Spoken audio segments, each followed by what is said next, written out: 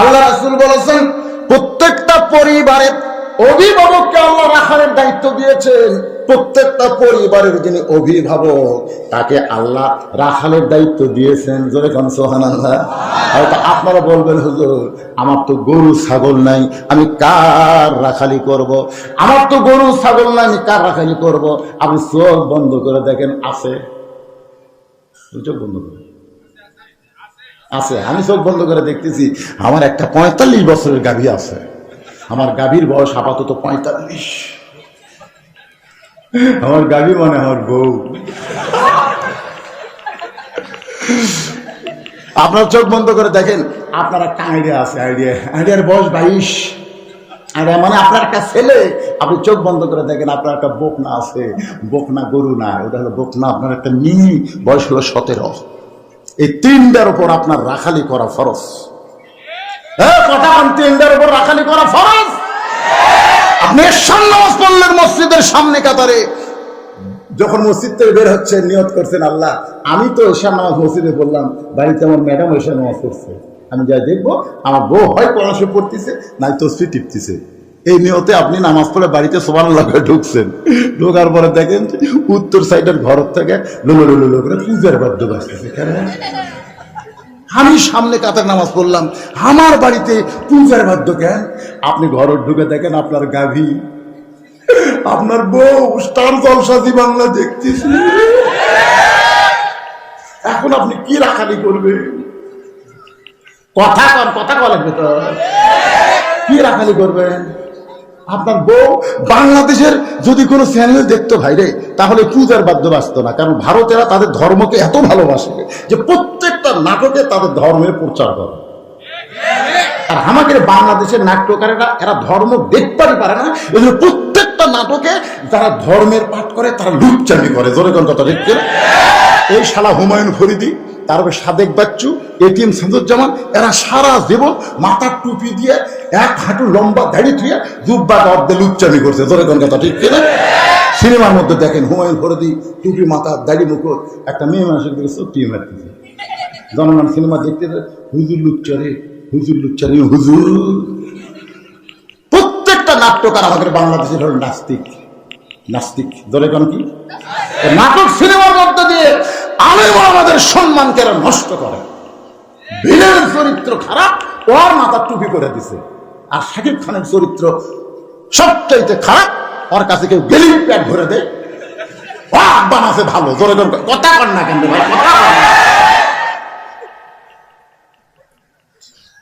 এমন একটা লুচ্চা বাংলাদেশে মারাকবার আছে, এই শালার কোন বিচারও হয় না রে বাবা।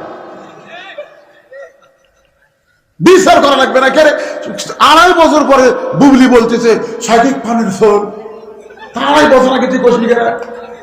আমাদের বগুড়ার দামাই, বুঝলেন? শাকিব খান আমাদের বগুড়ার দামাই।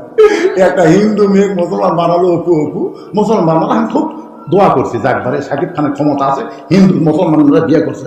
শালা এত বড় লুচ্চা, ও বাদ দেখে আবার বুবলি। আবার এখন শুনতেছি পূজা সেরি নামে ছোট্ট নাকি পেয়েছে, ও বলে আবার ধরছে।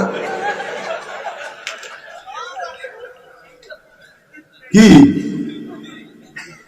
ওরা ভালো, আর হুজুরত বানাচ্ছে হুমায়ুন ফরিদি, মাথার টুপি দাঁড়িয়ে ছিল লুচ্চামি। কথা কর না কেন? তাহলে আপনার বাড়ি এলি বউ স্টার জলসাজি বাংলা দেখতেছে, আপনার কিছুই করার নাই। আদম নবীকে যখন জান্নাত থেকে বের করে দিচ্ছে, আদম কি বলেছিল? কি বলেছিল? বিনা দোষে দোষী কইরায় আল্লাহ, বিনা দোষে দোষী কইরায় আল্লাহ আদম দিলা জেলখানা। আল্লাহ উপায় বলো না, জনম দুঃখী কপাল পোড়া মানুষ আদম একজনা। দুনিয়াটা হচ্ছে জেলখানা, বিনা দোষে আমাকে পাঠিয়ে দিচ্ছে। আল্লাহ কয় আদম তোর কোনো দোষ নাই। আদম কয় আল্লাহ আমি গন্ধম গাছের কাছে যাইনি, গন্ধম ফল আমি ধরিনি, গন্ধম ফল আমি খাইনি। হাওয়া যখন শরবত করে আমাকে খাওয়াছে আমি বুঝবার পারিনি। যখন জানবার পাচ্ছি শরবতে গন্ধম ফল মিশাছে, তখন আমি ডান হাত এই পর্যন্ত আমার গলার মধ্যে ঢুকে দিয়ে আমি রক্ত বমি করছি। আল্লাহ তুমি কও আমার দোষ কোথায়? আল্লাহ আদম রে তুই তো ভালোই কইলি তোর কোনো দোষ নাই। কিন্তু হাওয়া তোর কে হয়? হাওয়া তোমার বউ হয়। তো যখন শয়তান হাওয়া ওয়াজ শুনালো তখন তুই কুড়িছিলি? ইবলিস শয়তান যে তোর বউ ওয়াজ শুনালো তখন তুই কুড়িছিলি?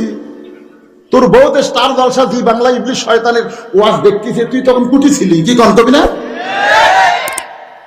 হাওয়াতে গন্ধম গাছের কাছে গেল তখন তুমি কোথায় ছিলে? হাওয়াতে গন্ধম ফল পাইয়া খাইলো, তুমি তখন কোথায় ছিলে? ওই গন্ধমের শরবত বানালো তখন তুমি কোথায় ছিলে? আদম কয় আল্লাহ আমি খেয়াল করিনি। আদম কয় এই খেয়াল না করার কারণে এক সামনে তোর বউ কি করবি তুই খেয়াল করবি না? তা আমার গাভী কি করতেছে রাখা হিসাবে আমার খেয়াল করা দরকার। কথা বলে খেয়াল করা দরকার। আপনার 22 বছরে আইয়া রাস্তার ধারে বসে খালি আগে তাও দেখতাম বিকেলবেলা ফুটবল খেলা, বিকেলবেলা মাঠে ক্রিকেট খেলা, এখন কলেজের মাঠে তো নেই, হাই স্কুলের মাঠে নেই। আমি বললাম কে এবারে এই ছেলে পেলে কি করা খেলে না, দেখলাম গাছতলার দাম। তা আমি দেখার জন্য গাছতলা যাই দিকে ওরা 15 জন মোনাজাত করতেছে। হ্যাঁ এরকম মোবাইলে মোনাজাত করতেছে। কি করতেছে আপনার আইডিয়া? কি করতেছে আপনার যুবক ছেলে? কি করতেছে? বাবা হিসাবে আপনার রাখালি করার দরকার। কথা করা আছে না? না রাখালি করেন যদি আপনি জান্নাতে যাবার চান। আপনার 17 বছরের মেয়ে হাইহিল করে ক্লাস উপরে কিলকিল করে গোটা পাড়া ঘুরতেছে। আগে অন্যটা এইভাবে দিয়ে ঘুরতো, তাও ছেলেরা দেখবার চাইলে দেখতো, ঢাকায় রাখছে, দেখা যায় না। কিন্তু এখন যে আপনার ওই বকনাটা মেয়েটা অন্যটা ঘুরিয়ে দিছে, এইভাবে ঘুরিয়ে দিছে, এখন আর ঢাকে না, ওই দুটা বের করে রাখছে। তাহলে আপনার রাখালি করার দরকার আছে না? 9 বছরের মেয়ে ফাতেমা ঘরের মধ্যে নবী ঢুকে দেখে হাতে 2টা চুড়ি দিয়ে মুস্কি মুস্কি হাসতেছে। সঙ্গে সঙ্গে নবী ঘরের মধ্যে ঢুকলেন না, নবী বারান্দায় চলে আইলেন। ফাতেমা চমকে গেল, যেই বাবা ঘরের মধ্যে ঢুকে আমাকে মা মা বলে আদর করে, আজকে সেই বাবা কেন ঘরে ঢুকলো না? বারান্দায় গিয়ে দেখে নবীর চোখটা দর দর করে পানি পড়তেছে। ফাতেমা বলে বাবা কি দুঃখে কান্দেন গো বাবা? রাসূল বলেন ফাতেমা যেই দুনিয়াতে সাজবে মা, আল্লাহ তার আখিরাতের শ্বাস কমায়া দিবে। যেই মাত্র বলেছে যে দুনিয়াতে সাজবে না, আল্লাহ তার আখিরাতের শ্বাস কমায় দিবে, সঙ্গে সঙ্গে ফাতেমা হাতের 2টা ছুরি খুলে মাটি ফাইলা দিছে। নবী দৌড়ে গিয়া ওই ছুরি 2টি পুড়ে জামার পকেটের মধ্যে ঢুকাই দিলেন। নবী বললেন ফাতেমা আয় আয়, রাগ করিস না। আমার নবীর কাছে আসলে সঙ্গে সঙ্গে নবী কপালে চুমো দেয়, হাতে চুমো দেয়, বলে ফাতেমা একদিন তোমার নাকে নাকফুল পরায় দিব, একদিন তোমার কানে কানের দুল পরায় দিব, একদিন তোমার গলায় মালা পরায় দিব। ফাতেমা বলে কবে কবে কবে? আল্লাহর নবী বললেন ফাতেমা যেদিন তোমার বিবাহ হবে। ফাতেমা শোনো, মেয়েরা কেবলমাত্র এক ব্যক্তির জন্য সাজতে পারবে মা, সেই ব্যক্তি হলো তার স্বামী। স্বামী ছাড়া অন্য কোনো পুরুষের জন্য মেয়েরা সাজতে পারবে না।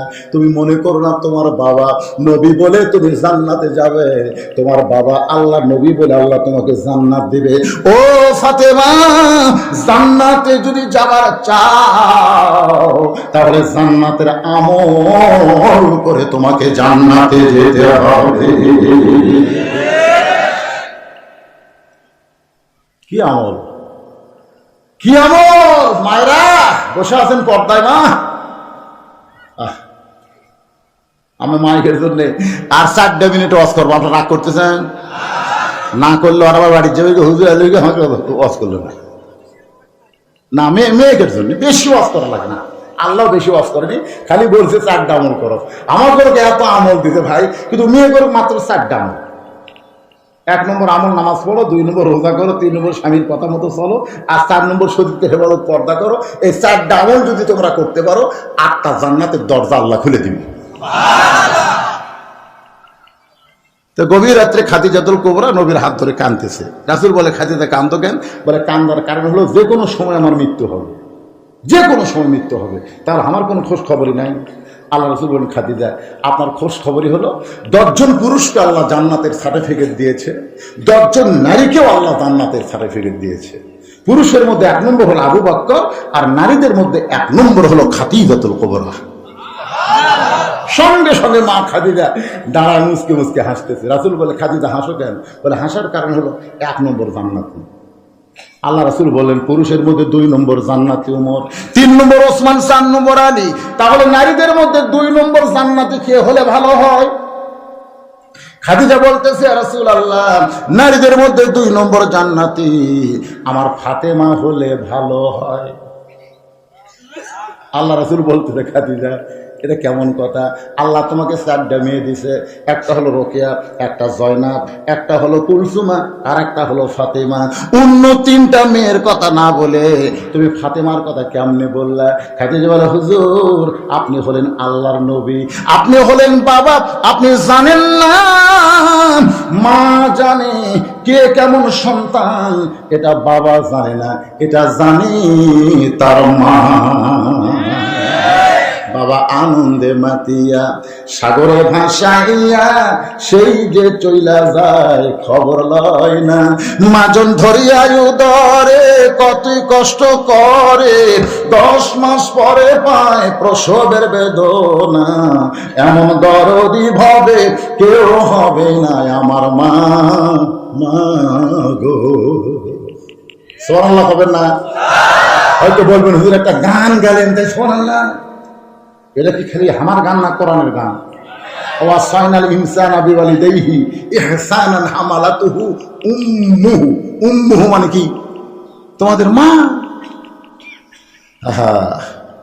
পেটত বাচ্চা 5 মাস বয়স, 5 মাসের বাচ্চা নিয়ে রুকুর থেকে তখন মা সেজদাত গেছে, ফেরেশতাকে, আল্লাহ তোমার বান্দি দেখো কি কষ্ট করে নামাজ পড়ে, পেটের মধ্যে বাচ্চাদের সাপ খাচ্ছে, আল্লাহ এই বাচ্চাদের সাপ খেলো, রুকুর থেকে সেজদা গেল, পেটের বাচ্চা সাপ খেলো না। আল্লাহ কয়, ফেরেশতা সাক্ষী থাক, যেই মা পেটে বাচ্চা নিয়ে নামাজ পড়তেছে, এই মা শুধু নিজে নামাজ পড়তেছে না, পেটের বাচ্চাকেও নামাজি বানিয়ে দিচ্ছে। ধরে কেন? সুবহানাল্লাহ। খাদিজা বলতেছেন, রাসূলুল্লাহ আল্লাহ ফাতেমাকে 2 নম্বর জান্নাতি। আল্লাহ রাসূল বললেন, খাদিজা আপনার ফাতেমা জান্নাতি নয়, আপনার ফাতেমা জান্নাতি নয়, আপনার ফাতেমা জান্নাতি নয়। খাদিজা বলতে, ফাতেমা যদি জান্নাতি না হয় তাহলে ফাতেমার খবর কি? রাসূল বললেন, জান্নাতি নারীদের নেত্রী। লিল্লাহে তাকবীর। যেই বলছে জান্নাতি নারীদের নেত্রী, সঙ্গে সঙ্গে খাদিজা মুখ ভার করে নবীর কাছে বসে বলতেছে, পাল্টা দেন, পাল্টা দেন। রাসূল বলেন, কি পাল্টাবো? বলে, আমি হব জান্নাতি নারীদের নেত্রী আর ফাতেমা হবে 1 নম্বর জান্নাতি। আল্লাহ রাসূল বললেন, খাদিজা দেওয়ার মালিক তো আমি না রে পাগলি, আমি হলাম বাটার মালিক। দেওয়ার মালিককে শুনবার শাসো, এই জন্য বললাম তুমি 1 নম্বর জান্নাতি আর ফাতেমা জান্নাতি নারীদের নেত্রী। খাদিজা বললেন, রাসূলুল্লাহ কোন আমলের কারণে ফাতেমাকে আল্লাহ জান্নাতি নারীদের নেত্রী বানালো? আপনি যতক্ষণ না বলবেন ততক্ষণ কিন্তু আমি খাদিজা ঘুমাবো না। আমার মায়েরা যারা পর্দার অন্তরালে বসে আছেন না, কোন আমলের কারণে ফাতেমাকে আল্লাহ খাতুনে জান্নাত ডিগ্রি দিল, এটা শুনলেই বুঝতে পারবেন নারীদের জন্য কি করণীয় করা লাগবে।